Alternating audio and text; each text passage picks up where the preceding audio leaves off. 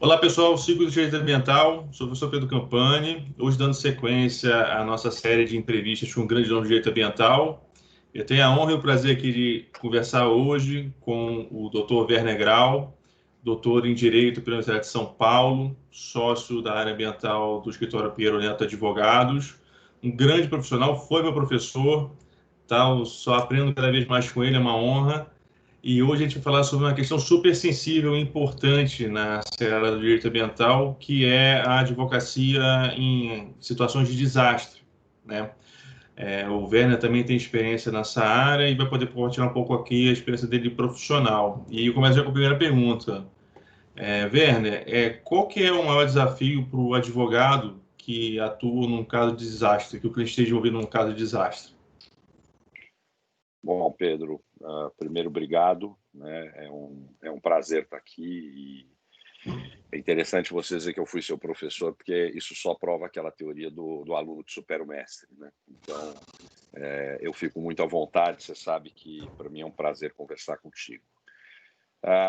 Bom, a questão dos grandes desastres, ela traz um desafio com ela, porque nós temos um sistema, um ordenamento jurídico que responde a toda e qualquer situação, porque o sistema jurídico ele não responde à situação pela intensidade ou pela dimensão da situação, né?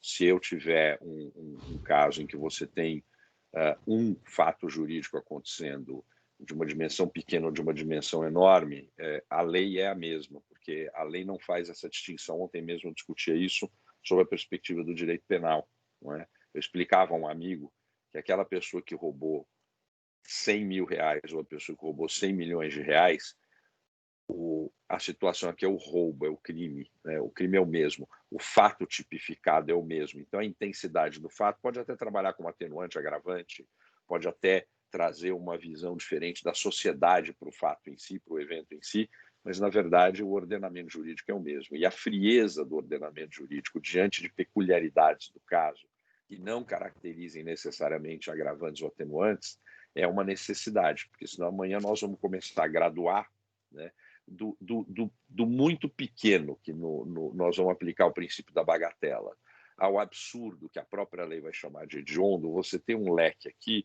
que vai se enquadrar sempre sob a mesma perspectiva. A perspectiva da lei há de ser a mesma, né?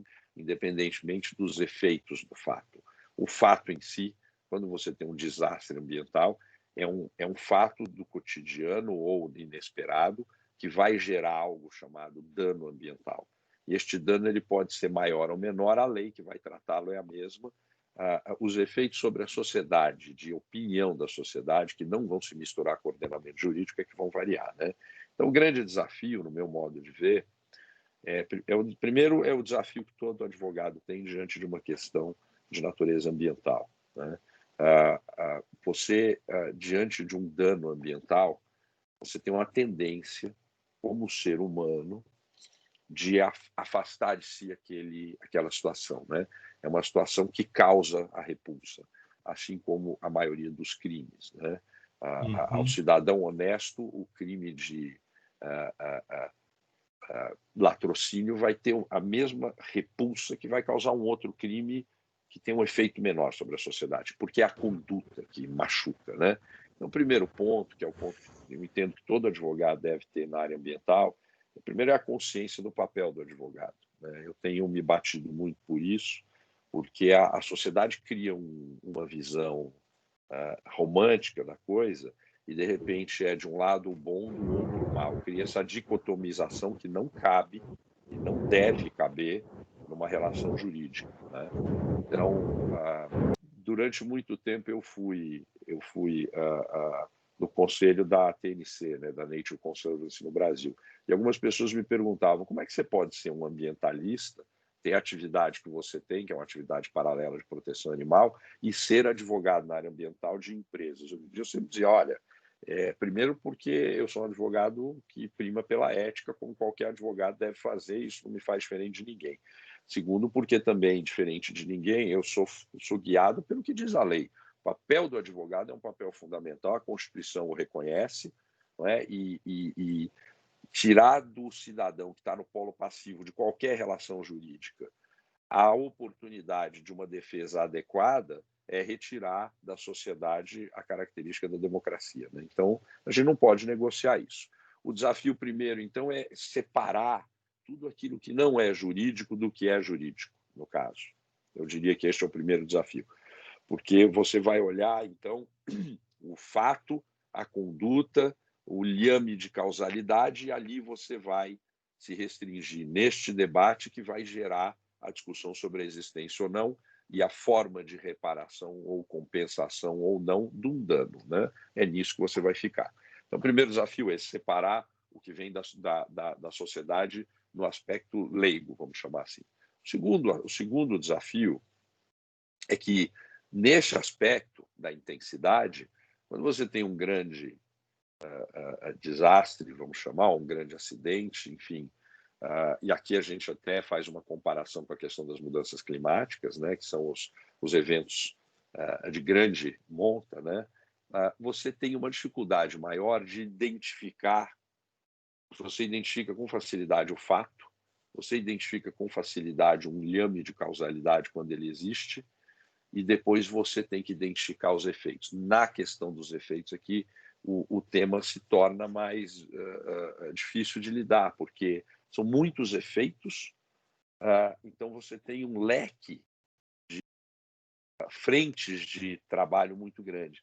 E quem me conhece, Pedro, você me conhece na atuação no dia a dia, tanto nós já trabalhamos juntos, eu primo pela busca da solução harmonizada. E a solução harmonizada passa, nesses casos, por dois gargalos.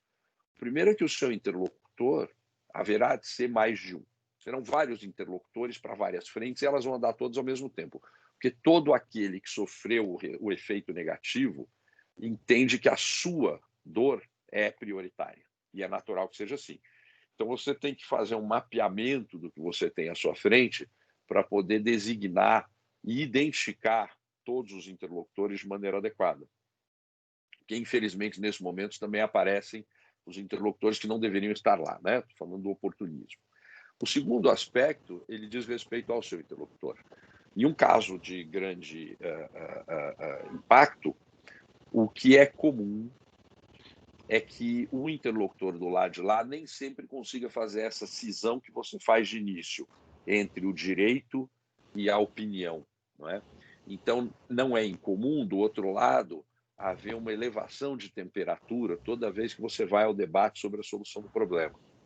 Não é incomum que haja uma vontade de aplicar algo que não existe no nosso direito, mas que vai caber lá no direito americano, que é o punitive damage, né? É a atuação de maneira punitiva. Não é resgatar aquilo que se afetou, mas ir além como uma forma de punir. E nessas horas surgem as pirotecnias comuns em sociedades como a nossa, que tem, felizmente, um sistema, um arcabouço institucional muito forte, mas que a sociedade ainda está passando por algumas transições. Nós vivemos um momento de muita polarização e começa aquele debate do certo e do errado, né? O fla-flu. Então, nessas horas, vem alguns, sempre tem alguns atores que se autodenominam os donos da verdade, que vão dizer que não, tem que ter um projeto de lei novo. Aí vem um monte de lei que é resposta no papel, não é resposta efetiva para a sociedade. Você ataca todo um setor a partir de um agente, gerando dificuldades para a produção econômica envolta em segurança jurídica, em nome de um suposto trabalho de prevenção. E isso nos remete a um problema sério da teoria, né, do direito. O direito ele se dicotomiza entre o preventivo e o reativo, é natural.